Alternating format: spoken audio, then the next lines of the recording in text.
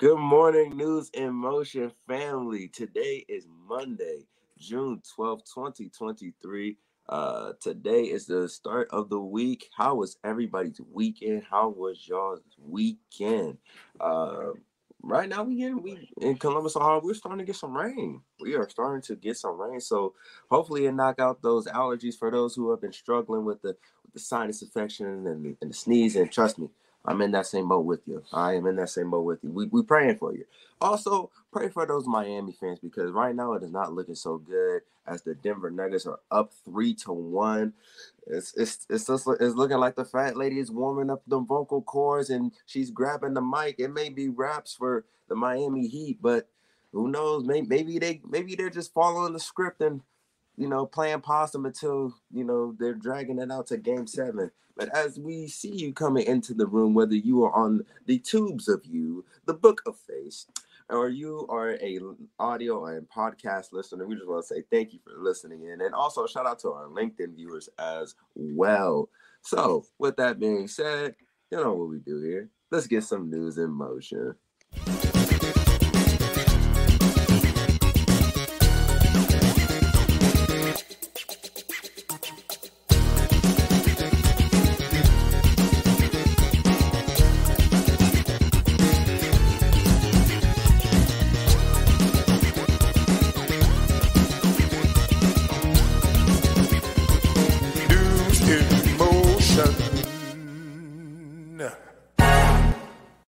Good morning, everyone. This time for your news in motion. I see Isaiah. Some on our end, we're getting some, we're freezing a little bit as well. So just bear with us. We have rain, we have wind, we're thankful for the rain. I see you, Adrian, coming in on YouTube and Marion Jackson on YouTube. I see Robert Holman coming in on Facebook. Y'all, today is Monday, June the 12th. I see you, Latrice Jones. It's Monday, June the 12th, 2023. I am your host, Gail Dudley. If you are tuning in on LinkedIn, Facebook, or YouTube, we see you. If you are coming in on the podcast, let us know who you are from time to time. Yes, hit those hearts and those thumbs up and hit that alert on the other side and that like when you're on YouTube. Also hit the thumbs up or the heart when you're on LinkedIn as well. We always like to hear from you. I know you're probably tired of hearing about it, but I promise you, I'm going to break this thing down today. So if you have been tuning in, you understood what happened on June 8th. The documents were unsealed because of all that was happening. And so I have the 49 pages with me this morning. We're not going to hit every page, but I'm also going to be asking questions that I think is important for all of us to walk through so we have a greater understanding of this document and what's happening. So until that time, let me know how your weekend was going. I want to give a shout out to Second Baptist Church in Circleville. Very nice church. We had a great time yesterday. It was their Women's Day. Shout out to Latrice Jones, who hung out with me there. She drove that time over to Circleville just to be in the room. And it's always good to see a familiar face. So shout out to Latrice Jones for that. All right, with that said, again, this is Monday, June the 12th. If y'all would just put in the chat, just, say something. Let us know you're in here. I see you, Felicia Williams. Good morning to you. Good morning, good morning, good morning. We have half on Facebook and we have the other half on YouTube. And we also have some over here on LinkedIn. And then we have our podcast platform. What's up, Shardania? Good morning to you as well. All right, y'all. So I want to walk through this. Again, I'm sure you're probably done with it, but I'm taking a different stance with this today. I see you, Regina Shorts and Camille Jones. Good morning to you. So, y'all, it was Donald J. Trump was indicted by the federal grand jury of 37 counts. That first call, they were saying 7 counts, but it was him putting the news out there on Truth Social that people were grabbing up. But it was actually 37 counts. I see you, Judy Neal. Adrian says she had a low-key weekend. What's up, Kim Edmondson, popping up in here? So again, I'm going to use this time. We have other news as well, but I'm going to connect the dots and share information you may not have heard on other news channels. I was thinking about popping in here on Friday. I was like, nope, not doing it, because more stuff was still unfolding. So, y'all, let me just walk through some of this. Again, I'm not going through all 49 pages, but I want us to help connect the dots. I also posted a link on my regular Facebook page. Now, I get it, because people were saying, I don't want to read it. I just want to hear what you have to say. I want you all to get into the place of reading it for yourself as well. But let me go through some of this. The introduction of the case, and again, I got the whole 49 pages. The introduction says, defendant Donald J. Trump was the 45th president of the United States of America. He held office from January 20th, 2017 until January 20th, 2021. As president, Trump had lawful access to the most sensitive classified documents and national defense information gathered and owned by the United States government. Now, it's key, gathered and owned, including information from the agencies that comprise the United States intelligence community and the United States Department of Defense. The reason that's in there, and it starts this way, is to give you an introduction of what's happening. And it's also very important. I'm going to pause here and give you information as voters. It's also important to understand what a president does. Like there are many things. It's more than just getting on a platform and giving a speech. It's handling some of the most classified documents in these United States of America. It's so important that we understand this. And my hope is that people not only read this indictment, the charges that were filed, not only read, but understand exactly what the responsibilities are for a president. So we have to start asking ourselves, can we trust this person with our daily lives, with things that are going on? This is what's happening. I see you, Stephanie Burbridge Hall. And I want y'all to talk back to me in the chat if you are watching live and have the chat capability. The number 2 of this says, over the course of his presidency, Trump gathered. Now, this is so important. Pay attention to this. This is something his press corps would do. But no, this is what he was doing. Trump gathered newspapers, press clippings, letters, note cards, photographs, official documents, and other materials in cardboard boxes that he kept in the White House. Among the materials Trump stored in his boxes were hundreds of classified documents. Number 3, the classified documents Trump stored in his boxes included information regarding defense and weapons capabilities of both the United States and foreign countries. So he also had classified documents from foreign countries, United States nuclear programs, potential vulnerabilities of the United States and its allies to military attack, and plans for possible retaliation in response to a foreign attack. This is what was in those boxes. I'm not done. The unauthorized disclosure of these classified documents could put at risk the national security of the United States, foreign relations, the safety of the United States military and human sources, and the continued visibility of sensitive intelligence collective methods.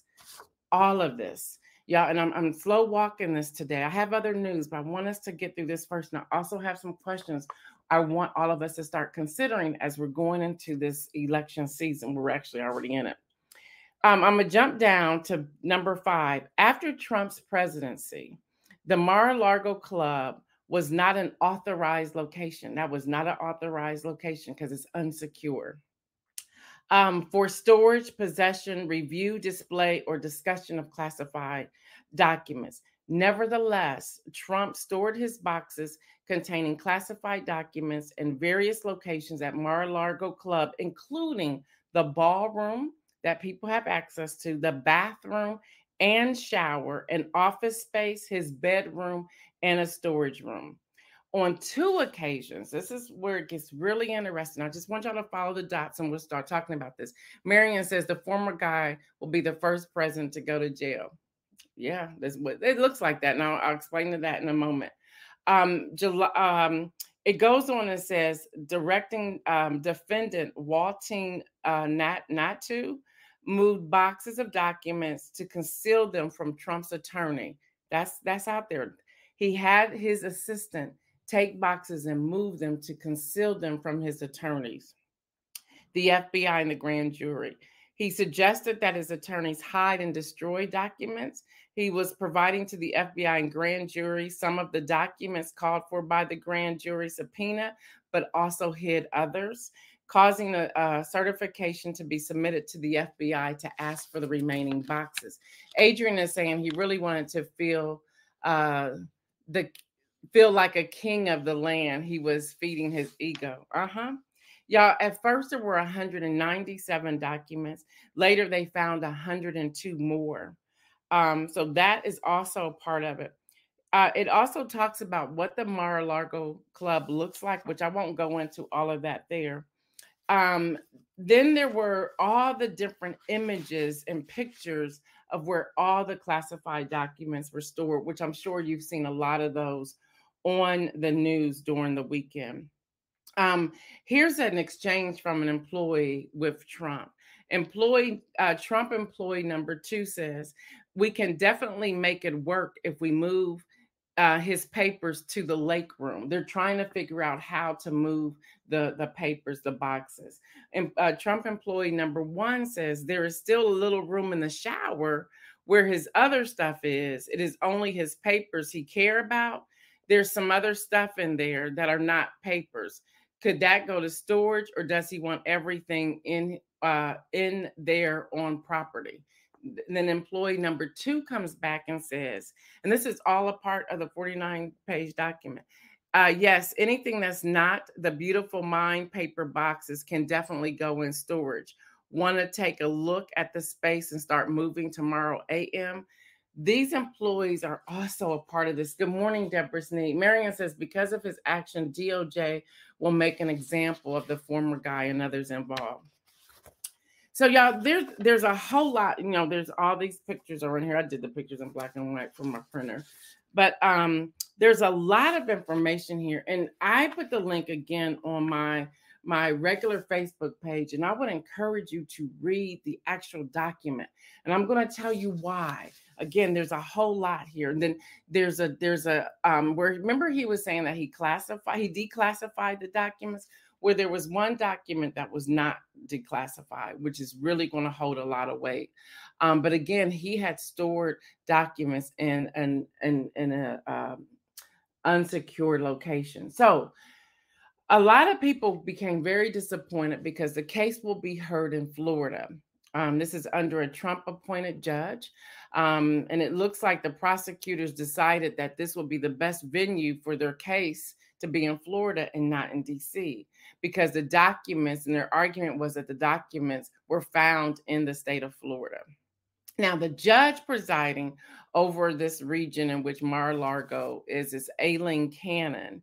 And the conservative appeals court ended up overruling her the last time because she is a Trump appointed judge, which there should be, and I want us to talk about some of this, there should be some sort of law that says that if you appoint a judge, they can't hear your case. There's something, we should think about that. But the other thing I want to point out is that we really, we must understand that presidents appoint judges. Now, I'm not saying we should have an all conservative court or an all liberal court, or all moderate court. I'm not saying that.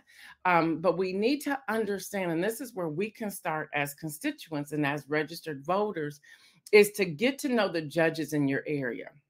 Meaning, check their records. See how they normally vote for things. Like, for example, how many teens do they put behind bars? How many Black men do they charge? What are the disparities in the way they charge people? Can you break that up on social economic status? Can you break that up on job title? Can you break that up in educational level? Can you break that up in demographics of nationality and skin color, classification, and so forth? Start looking at this so that you understand the judges that are in your area. You get a clear picture of the landscape, if I can say it that way. Also, y'all, and speaking with different sources, some people are saying, will Trump be arrested? No, it's going to be the same thing that happened in New York. He has agreed to turn himself in. So this will happen Tuesday in Miami. So what time that's going to happen tomorrow, I have no idea, but it's going to be the same thing. He has agreed to turn himself in. Now, if he's convicted of these serious crimes, some people are asking, what does that mean? Well, there have been people who have been charged with having classified documents illegally in unsecured places that carry a maximum of 20 years in prison. Okay. Now, per the Washington Post, Perry Stein, I love Perry's report. People have been asking, can Trump still run for president? Yes, he can. He can still run for president. Now, the Constitution, this is from Perry Stein from the Washington Post. The Constitution includes 3 requirements to run for president. A candidate must be at least 35 years old and be a natural born U.S. citizen and have resided in the United States for at least 14 years. Beyond that, there are very few restrictions to holding the presidency. But if he's convicted, this is still coming from Perry Stein, but if he's convicted, he might not be able to vote. And that raises a constitutional question. If he can't vote, can he be president? So let's even talk about this for a moment. Again, I want to give you a lot of information. This is a great case study if we could use it that way. And I want y'all to start thinking about this. And I want you to really try, I want you to try to discipline yourself to stay away from all the noise and focus on the facts of the case. So, questions that we should ask as registered voters, and I'm purposely saying registered voters. Question we should ask, how much taxpayers' money should be used on Trump? Let's take, we have New York, we have that grand jury indicted him there. We have this here for Mar-a-Lago and the state of Florida, Miami, and taxpayers' money there. We still have Georgia, and we're waiting on that result there. And then there are others. How much, we need to start talking about, well, how much of our taxpayers' money is going into this. The other thing, how to understand how judges are appointed and the work that we need to do on our side to understand the appointment of judges and understand that the president, so we have to get beyond the popularity of presidents and say, can you do this job? There's a lot weighing on this, and who are the people that are surrounding you? Because it's not just that one person. There are other people that are helping that man or that woman in that office. Who's surrounding you? Are they good with appointing judges? Are they good with doing foreign policy, education? What about the Congress? What about the Senate and the House? Y'all, we have to get, and y'all heard me say this from day one on News in Motion, get beyond popularity contests. What can I do as a registered voter? Who do I need to write to? We had that great piece from Deborah Johnson talking about writing your representatives. Here's a time to reach out to them and ask them what legislation are they putting in place. Because here's the thing. You're going to take away their right to vote if convicted for these types of crimes, but you're going to let them still run for president and they can actually win? Like, make this make sense. And these are questions we need to be raising, and we need to be asking these questions and also saying, what legislation is in place? This was the Constitution. How many years ago was this written? How do we need to alter this? How does this need to change? Instead of these 3 things, being 35 and being a natural born U.S. citizen and living in the United States for at least 14 years, we need to add something else. You shouldn't be a convicted felon, like something like that. I see you, Dr. Antoinette. I see you. We need to add this to the list. And then, we need to dig deeper into how is it that a convicted person may be losing their voting rights, but again, can still run and win the presidency. Yes, Dr. Antoinette, mental health. What's the mental health? Should we add that? And let's say thanks to Nikki Haley, who's running on the GOP side, to say, at a certain point we should do, but I think everyone should get a test and assessment from a nonpartisan, just like we have a nonpartisan parliamentarian that sits in Congress. We need a nonpartisan physician to talk about mental health. And then here's another question we should be asking. How many people have served time for having classified documents? And has everyone who had classified documents out out and about when they're, they should not have left the premise, the property. Have everyone been convicted? If so, then why should this be treated any different? So these are the questions we need to be asking. Kim Edmondson says, yes, the basics of the Constitution should be revisited in a case like this. And then the other thing is to even write our representatives and say, let's not make this political, because it's not. The spin out there is that Joe Biden, he didn't do anything. This was the DOJ. This was Jack Smith. Okay, this is what's happening there. Dr. Antoinette says, not attempted to overthrow the government. Yeah, that's that part too. Absolutely. And then another question we should be pondering and asking ourselves: can we change the current laws, and what will it take to do so? A lot is so much. Man, I just can only imagine being a professor or a teacher in the classroom right about now, because there's so many lessons that can come from this, and we really need to pay attention, even beyond. We all of our Facebook pages, Instagram pages, so forth, we are all talking about this. And beyond that, whether you're for or against the indictment, beyond that, we need to really pause and step back and say, okay, what's really going on here? And as a registered voter, what's my responsibility? And how do I continue to share this information? For example, in the state of Ohio, August the 8th is probably the most important election ever in the state of Ohio. And I can't tell you how to vote here on News in Motion, but I'm going to encourage you to read what's happening. So, and I'll say it this way: if you vote yes on issue 1, if you decide to vote yes on issue 1, you are saying that the majority rule is no longer valid. And a majority is 50 plus 1. So half the votes plus 1. So it'd be 50 plus 1. And so if you vote yes, you're saying that you're okay with only 40% of the registered voters of the votes that were tallied, that 40% can decide an election, no longer 50 plus 1. Y'all follow me. If you vote no on issue 1, you are saying that you stand with the majority of the definition being 50 plus 1. Now, anything less than 50, that's not the majority. So 40 or 50 plus 1. So on issue 1 in the state of Ohio, that is happening on August the 8th. I know you have heard nothing about this election, but there is an election on August the 8th in the state of Ohio. Again, they're voting yes on issue 1 is saying that you believe that 40% of the population of the votes that were tallied can decide any issue, any election, anything. 40%. That's not a majority. If you vote no on issue 1, you are saying that you stand with the majority being 50 plus 1. We have to read and connect these dots, y'all. We have to read and connect these dots. So it's deeper than just someone out here saying, oh, vote yes, or oh, vote no. Well, exactly what am I voting yes or no for? And let me understand, and then ask questions.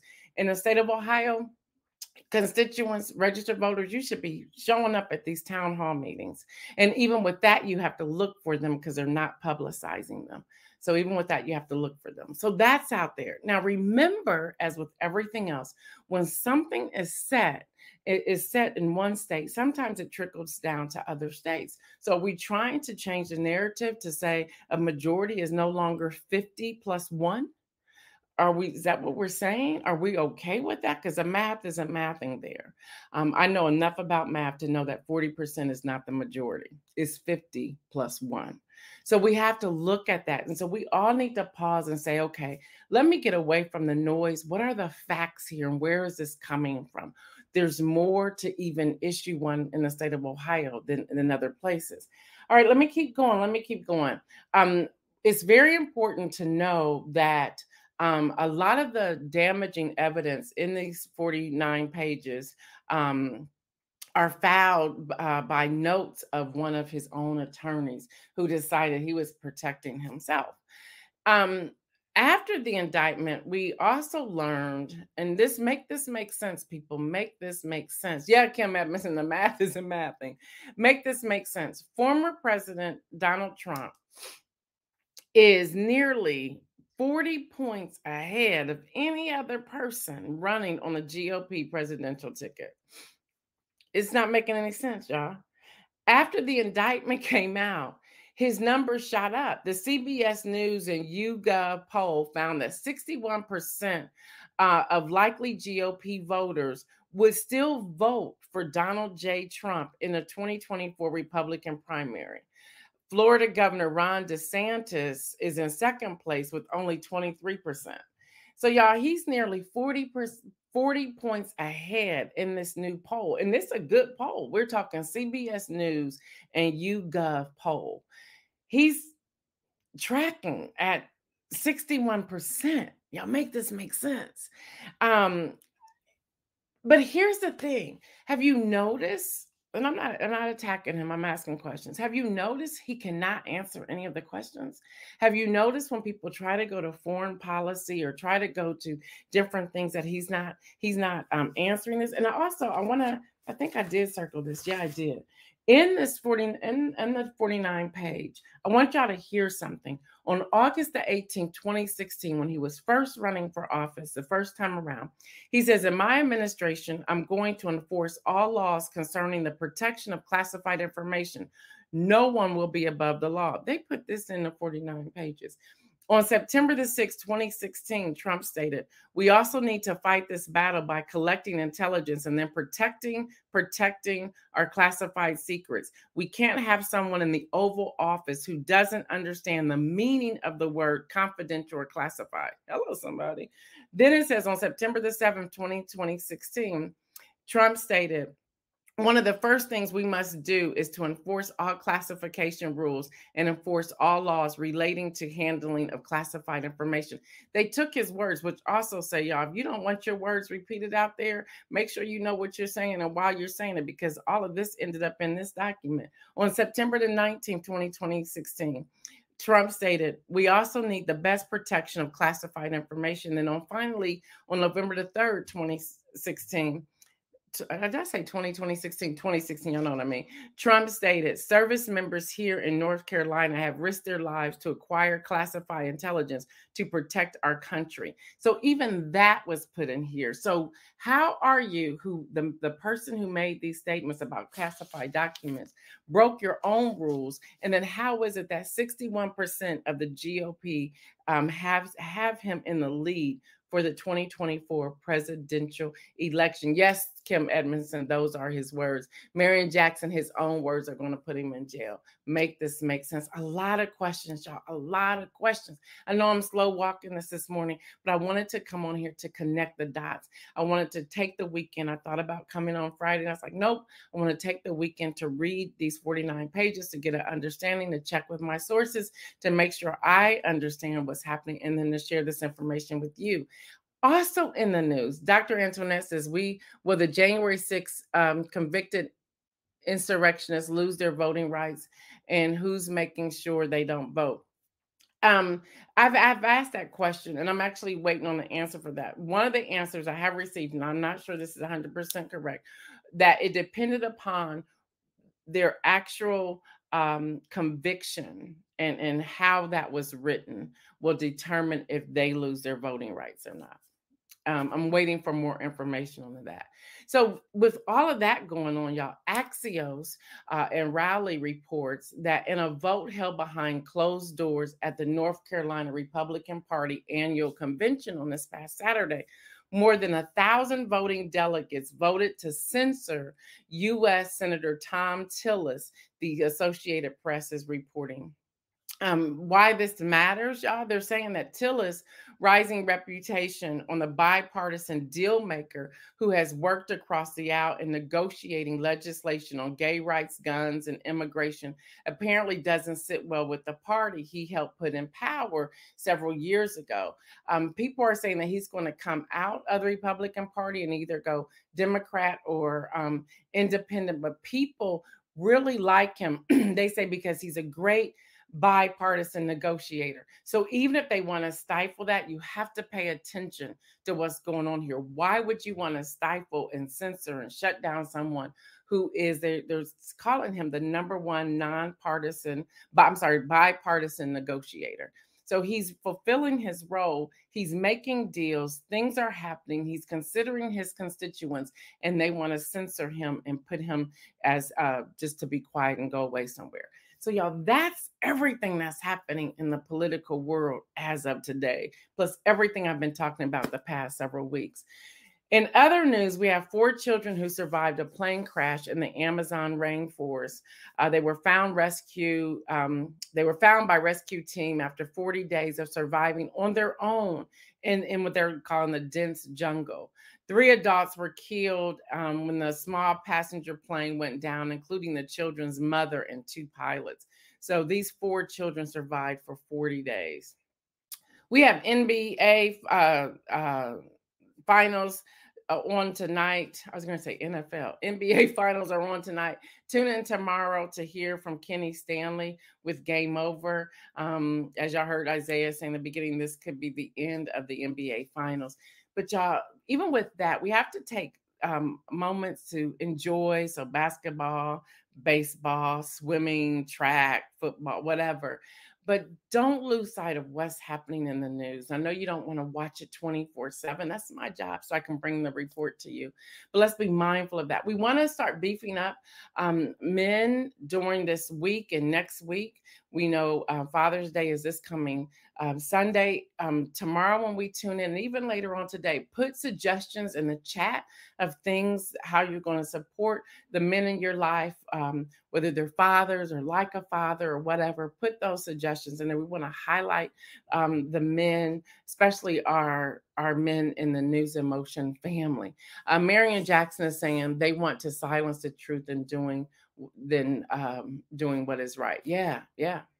That's what they're doing. So a lot of that's happening. Many of you have been asking about what are we going to do when it comes to helping advocates become advocates or do the job. So we're looking at how we're going to roll some of this out. We've talked about it before. So just be patient. We have a lot going on. Our goal right now is to make sure we get people registered to vote. We're still looking for volunteers to get people registered to vote. And if that's you, send us an email to newsinmotionwithgail@gmail.com and we will get that packet out to you ASAP. All right, y'all, tomorrow is That's Happening Tuesday. We have a lot of headline news for That's Happening Tuesday. I see Devontae just popped in on the chat. Good morning to you. We will have him on tomorrow with his special segment from Unbossed. We will have Kenny Stanley on tomorrow talking about the NBA Finals. I will be coming in tomorrow connecting all the dots when it comes to That's Happening Tuesday with the headlines. All right, y'all, that's a whole lot. So let me give you this inspirational message real quick and we'll get out of here. And the inspirational message, I'm taking it from one of my points yesterday from my sermon at Second Baptist in Circleville. And that is become people with a strategy. What's your strategy? We need to get off of our hands and off of our rear end and really think about our strategy, identifying what's that thing you want to do and work that through. So what is your strategy? Spend time this week on building your strategy. Come up with at least 3 to 5 points, 3 to 5 things you want to do. Who are you going to surround yourself with? Who are the people of influence that you're going to connect with? And understand that you're an influencer as well. Looking at how you're going to connect those dots, how you're going to connect, what resources do you need? How many partners do you have? What does that look like for you? What's your focus group? Who are your people in your focus group? And build that out. Who do you need to speak with? Who do you need to be at the table with? Who needs to be at the table with you? How are you going to put that together? Now, this strategy could be personal, professional, or business, or investing. Whatever that looks like, start somewhere and build that strategy. Latrice Jones says, plan your work and work your plan. That's it. Lori Wallace, great morning to you. Great morning to you. I looked for you yesterday at Nobo, excuse me. I looked for you. I didn't see you out there. So build your strategy. Make sure the strategy works for you and make sure your strategy is authentic to you. your strategy won't work if you're trying to do something that's outside of who you are and the plans and purpose that God has for you. So determine your strategy, work your strategy, ask and answer the tough questions, and also take all of it to prayer and just pray about it before you release it. I think sometimes we release things too soon. I'm guilty of that. I do that. I get so excited and I release it. And it's like, guys, like, I didn't say it was going to happen right this moment. It's going to take you a little while longer, which also speaks to the book Inspire. Y'all saw what happened with that. So we're putting that, we got it coming back together. So hopefully we'll have all that wrapped around. We would have never known that Kathy and Fort Myers would have been in that hurricane that damaged her home, that lost everything pretty much. She pretty much lost everything. And then to take the time to put all that back together, and how I was even trying to rush putting that back together. God was like, no, not, you're too soon. Just slow down. So it is coming, but it's, I'm not even going to give a date right now. It's coming. So we've been diligently working on that. And honestly, you all, I think the rewrite of this is better than the first one. So everything has a plan, a purpose, and why. Makes no sense. But it's also how you handle it. So y'all be careful releasing things so fast. Just wait and be patient. All right, y'all, that's all I have until tomorrow. I am your host, Gail Dudley. Y'all know what I say. Stay well and remember, make some bold moves. We're out.